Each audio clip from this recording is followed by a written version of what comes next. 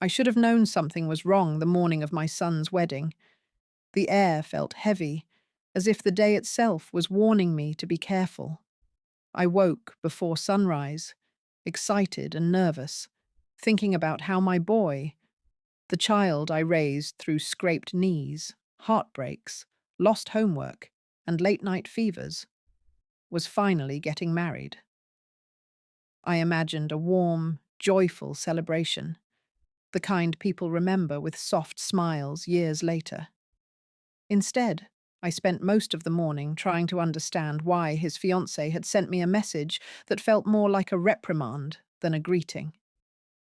She expressed concern about my behavior, as if I were some unpredictable force she needed to manage. I reread her words several times, unable to find any reason why she believed I might cause trouble.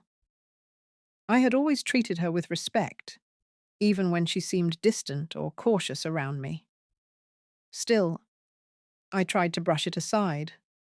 It was her wedding day, after all. Stress does strange things to people, and I didn't want to add any tension. I got dressed quietly, choosing a modest dress in a soft color so I wouldn't draw attention. I fixed my hair, applied makeup with a light hand, and looked in the mirror at a woman who was determined to be nothing but supportive. The ceremony itself was beautiful, at least on the surface. My son looked overwhelmed with emotion when he saw his bride walking toward him. I felt an ache of pride in my chest, the kind only a mother knows, the kind that carries years of memories behind it. But even then, I noticed small things that didn't sit right. His fiancée avoided my eyes as she passed by me. Her family watched me with a kind of guarded curiosity, as though they had been warned about me in advance. At the reception, the distance between us became impossible to ignore. She kept her family close, forming a tight circle that felt impenetrable. Whenever I approached, conversations drifted away, replaced by polite smiles that didn't reach their eyes. My son tried to balance himself between both sides of the room, but he seemed pulled, distracted, and slightly on edge every time he returned to his new wife's table. I told myself not to take it personally, that weddings bring out strange dynamics. But the truth became undeniable when she leaned toward him during their first dance and whispered something that made him stiffen. After that, he kept glancing at me differently, not with anger, but with uncertainty, as if something unsettling had been planted in his mind. And then it happened, the moment that would replay in my head for months. I was standing near the cake table when I felt a vibration in my purse. A new message. I opened it, expecting a friend or family member. Instead, it was her again. This time, she warned me not to speak to certain guests, insisted that I stay away from her family, and suggested that several things I had supposedly said in the past were being discussed behind the scenes. Only I had never said any of those things. That was when the cold realization settled in. Someone had been feeding her lies. Or worse, she had been creating them herself. I felt the walls close in around me. The music continued. People laughed, glasses clinked. But I stood in the middle of the celebration, feeling like the ground beneath me had cracked open. My own son seemed unaware of the quiet storm forming just a few feet away from him. I stayed until the end, forcing a smile, offering congratulations, hugging relatives who sensed nothing wrong. But inside, something fragile had fractured. I didn't know it yet, but that crack would soon grow into a chasm that would swallow my relationship with my son whole. The wedding was supposed to be the beginning of a new chapter for him. I didn't realize it would become the beginning of my slow, painful erasure. In the weeks after the wedding, I tried to convince myself that everything would settle down. Newlyweds often build their own space, create their own routines, and drift a little from their families before finding a balance again. I told myself that my son simply needed time to adjust to married life. I told myself not to worry, I told myself to be patient. But patience became a quiet agony. At first, his calls grew shorter. Then they became less frequent. Eventually, there were days when I didn't hear from him at all. When I did, his tone felt different, polite, distant, as if he were interacting with me out of duty rather than desire. He spoke carefully, cautiously, as if he feared saying something that might upset someone on the other side of the room. I tried visiting once. It was a small attempt, nothing intrusive, just a mother stopping by with homemade soup. His wife opened the door, and the air between us felt instantly tense. She stood as a barrier, physically and emotionally, as if my presence posed a threat. She accepted the soup with a strained smile and informed me that they were busy. My son peeked from behind her, offering a weak wave, unable to step forward. I walked back to my car feeling foolish, unwelcome, and strangely embarrassed for even trying. Over time, I began noticing a pattern. Every time I reached out, something subtle shifted afterward. If I sent a warm message, I received a cold reply hours later. If I asked how he was doing, I was met with vague updates. If I shared something personal or vulnerable, I often got no response at all. It felt as though someone were filtering my words before they reached him. It felt as though someone were shaping his perception of me. The breakthrough came in the smallest moment. I had posted an old picture of my son as a child on social media, nothing dramatic, just a nostalgic memory that made me smile. Within minutes, his wife messaged me with a tone that felt strangely possessive. She warned me that public posts might make others think I was trying to insert myself into their life, and she insisted I remove it because it supposedly caused tension with people she knew. I stared at my phone, confused and increasingly uneasy. It was such a harmless picture. Yet she treated it like a violation. Soon after, a distant cousin told me something that made my stomach twist. She had heard from someone, who had heard from someone, that I was supposedly overbearing, controlling, and trying to sabotage the newlyweds' marriage. None of it was true, not even a little. Yet the rumor carried a confidence that could only come from someone close.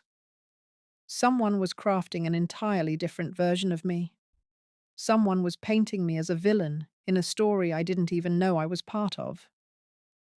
One evening, I finally confronted my own reflection in the mirror and admitted the truth out loud. Not in anger, but in heartbreak. My daughter-in-law didn't just dislike me. She resented my place in his life.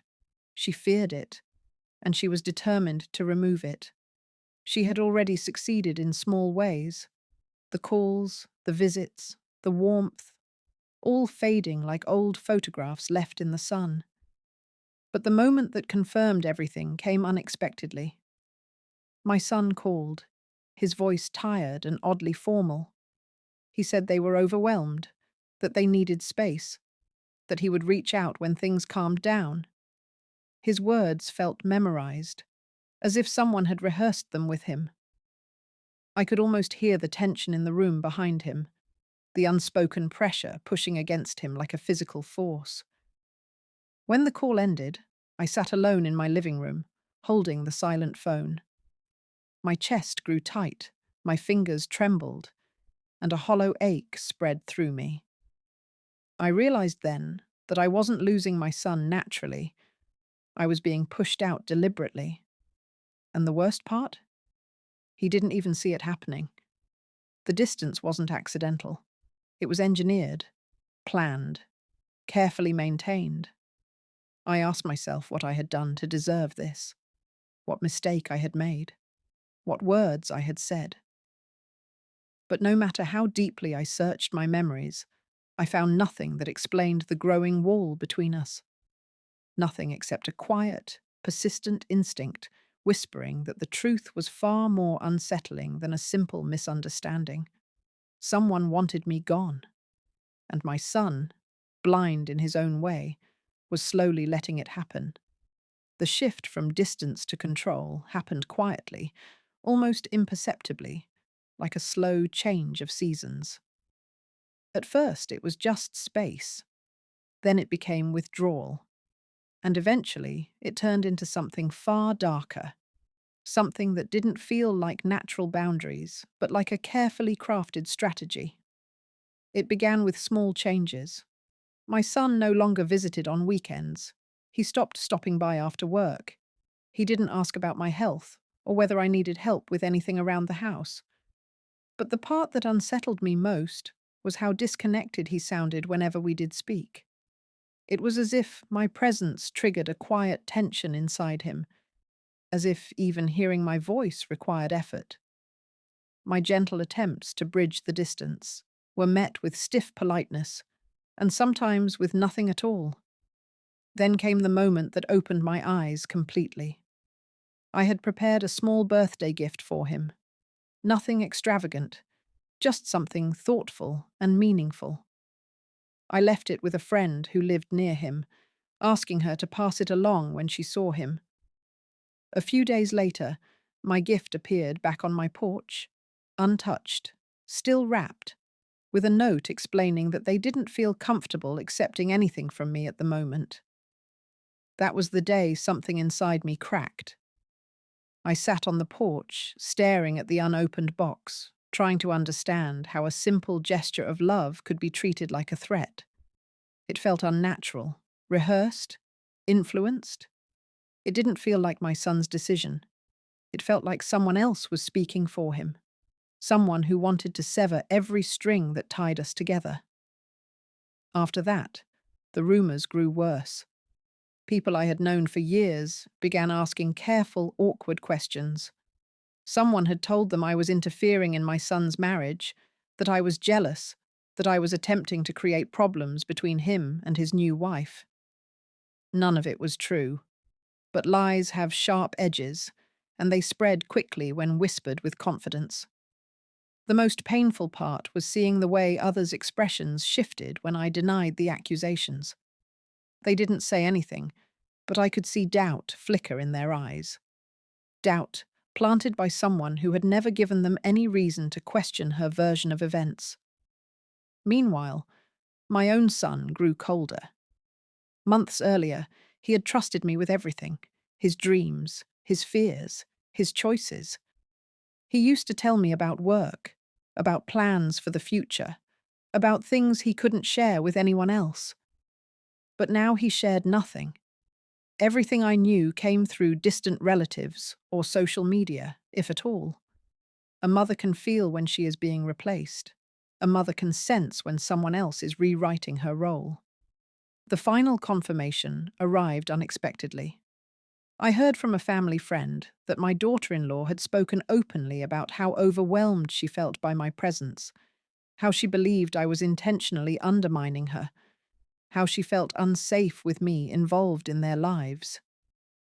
She said these things with such conviction that people began to take her side without even meeting me halfway. She was building her narrative carefully, laying bricks of half-truths and exaggerations until the wall between my son and me felt unbreakable. The realization stunned me. This wasn't insecurity. This was possession. An attempt to claim him fully by removing anyone who might threaten her influence. When I finally saw my son months later, his eyes told me everything. There was love, old, buried, still flickering, but it was trapped under layers of confusion. He looked like a man torn in two, struggling between loyalty to his wife and the faint remnants of the bond he once shared with me. The moment that followed cut deeper than I expected. He said he needed clarity. He said he needed order. He said he needed time without interference. The words felt mechanical, distant, identical to the ones she had used in her messages. I returned home that day with a silence so heavy it followed me through every room. I found myself staring at old photographs, touching the frames gently, wondering when exactly things had taken such a terrible turn. I wondered whether I could have seen it sooner, or stopped it, or said something that would have changed the course of everything. But deep down, I knew the truth. He was trapped in someone else's story, and I had become the villain in a script I hadn't written. That night, I realized something that would shape the rest of the journey. I wasn't fighting my son. I was fighting the version of me that she had planted in his mind. And that version, cold, threatening, untrustworthy, was starting to win. The change began with a single, unexpected shift, a silence from my son that felt different from the silence I had grown used to. This one felt unsettled, like a storm gathering behind the horizon. I could sense something was shifting in his world, but I didn't dare hope. Hope had become a delicate thing, something I held carefully, afraid it would crumble if I gripped it too tightly. It happened after a small, seemingly harmless event.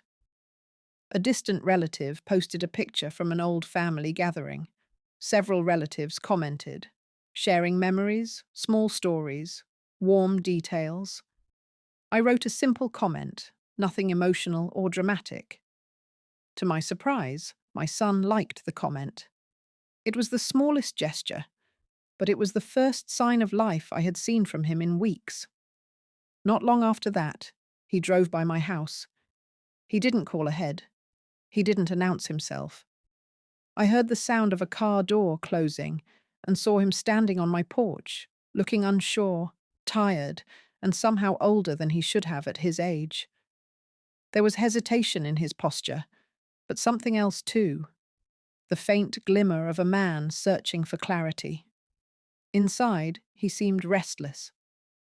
He walked through the living room as if revisiting a familiar place that had somehow become foreign.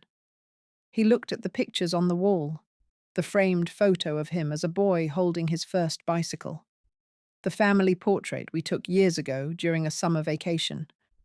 His eyes softened, then hardened, then softened again, as though he were fighting a silent battle inside himself. Eventually, he sat down, hands clasped tightly, and began talking. Not in long sentences, not in emotional outbursts, but in fragments. He told me things he had learned recently, things he couldn't ignore anymore. He said he had overheard a conversation between his wife and one of her friends. He didn't share every detail, but the pieces he offered were enough to paint a painful picture. She had been shaping a story about me for months, long before the wedding. She had told people that I was controlling, that I manipulated him, that I interfered in every aspect of his life. She had insisted I was a threat to their marriage. She had even exaggerated small moments from the past, twisting them until they no longer resembled the truth. He said he didn't want to believe what he heard, but something clicked inside him, a realization he couldn't unsee. He started replaying recent events in his mind and, for the first time, noticed the inconsistencies. He noticed how she reacted every time he mentioned me, how she shifted the narrative whenever he tried to make plans to visit, how she always had a reason for him to stay away. He said he had always defended her because he thought she was simply sensitive or insecure. But now he recognized the pattern for what it was: isolation. As he spoke, I remained quiet. Not because I had nothing to say, but because I didn't want to influence him. I wanted the truth to come from within him, not from my explanations or emotions. So I listened. I watched him unravel the threads one by one, realizing how tightly they had been wrapped around him. He also told me that she had started to struggle keeping her stories straight. The cracks were beginning to show. An exaggerated claim here, a contradictory detail there. She had grown careless, confident that he would never question her. But now he was questioning everything. He admitted he felt betrayed, not just by what she had said, but by what she had taken from him. She had taken time he could never get back, moments he had avoided with me because he believed things that were never true. He carried guilt in his voice, in the tremble of his hands, in the heaviness of his silence. When he finally looked at me, I saw the pain of a man who had awakened from a long, confusing dream.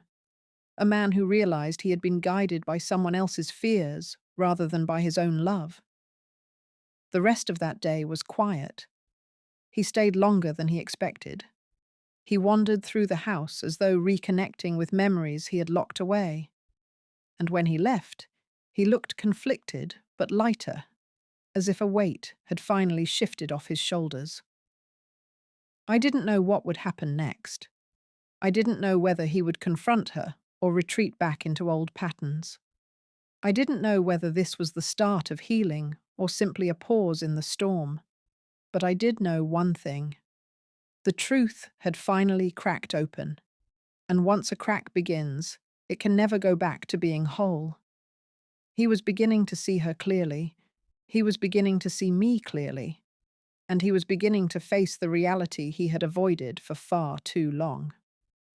In the days after my son visited, I sensed a shift in the air around me. The silence didn't feel empty anymore. It felt charged, heavy, waiting. Something inside him had changed. And even though he didn't say it directly, I could tell his mind was working through every inconsistency he had ignored for months. I tried not to hope. Hope can be a fragile thing when it has been broken too many times, but I couldn't stop myself from feeling a faint stir of it. Still, I told myself to stay grounded, to let him walk through this alone.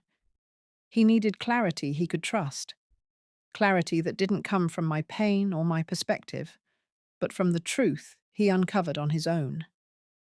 3 days later, he came back. He looked exhausted, not physically, but emotionally worn, like a man who had spent nights unraveling knots he never realized existed. His shoulders were heavy, his face pale, his eyes darkened with something older than fatigue. He sat across from me without speaking at first, staring into the distance as though trying to find a version of himself he had lost. Slowly, he began to share what had happened. He had confronted her, not with anger, but with calm questions. He asked about her claims, about the rumors she spread, about the strange inconsistencies in her stories. She reacted with confusion, then defensiveness, then panic. It was a whirlwind of emotional tactics, shifting from tears to accusations to sudden affection, all in the span of minutes. But none of it answered his questions. He realized then how deeply she relied on distortion, how often she bent reality to protect her control. He noticed how she twisted his concerns into betrayals, how she made his doubts seem like cruelty, how she turned every issue back onto him. She insisted she was the victim, insisted he was being manipulated, insisted that any attempt to question her meant he was choosing others over her. But the more she resisted, the more he understood.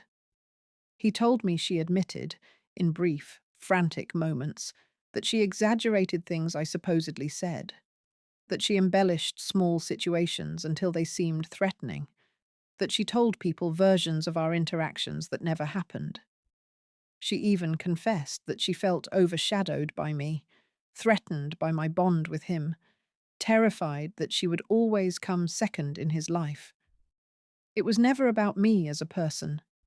It was about the place I had in his heart, and she wanted that place for herself. He said he tried to understand her, tried to calm her down, tried to make sense of her spiraling emotions. But as the conversation continued, he felt something inside him break. Not love, but trust. Trust in her honesty. Trust in her intentions. Trust in the foundation of the marriage he had built with her. He told me he left that night with only a small bag. He needed distance, space, clarity, things he realized he hadn't had for months. He stayed with a friend, replaying the conversations in his mind until the truth settled like a stone in his chest. When he finished telling me everything, He looked at me with an expression I will never forget. It was an apology without words, a plea for forgiveness he didn't know how to ask for. The guilt was heavy in his eyes. Guilt for believing lies, guilt for distancing himself, guilt for letting someone else define his relationship with his own mother. I reached out and placed my hand over his. For the first time in a long time, he didn't pull away. He stayed for hours that day, sitting in the quiet comfort of the home he had slowly drifted from.